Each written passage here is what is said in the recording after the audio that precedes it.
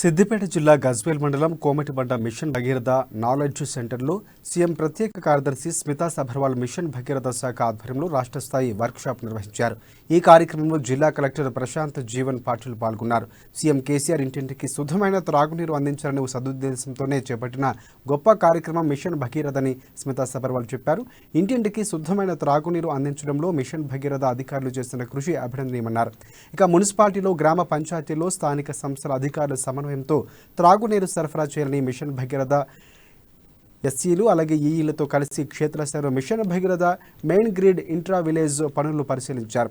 నిర్మాణాలకు కలరింగ్ అలాగే మిషన్ భగీరథ పేరుతో సహా వర్క్ వైజ్ అలాగే గ్రిడ్ వైజ్ రిపోర్టులను మార్చి చివరిలోగా అందించాలని కూడా స్మితా సబర్వాల్ వారికి సూచించారు.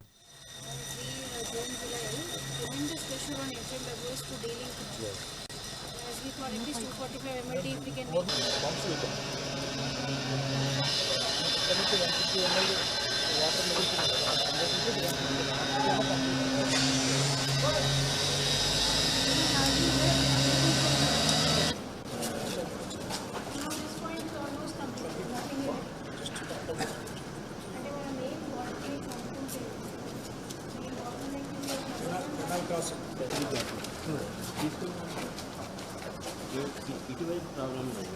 అది కాసం లేకపోతే జనగామ సిద్దిపేట మనం మార్చిలో కవర్ చేస్తాం.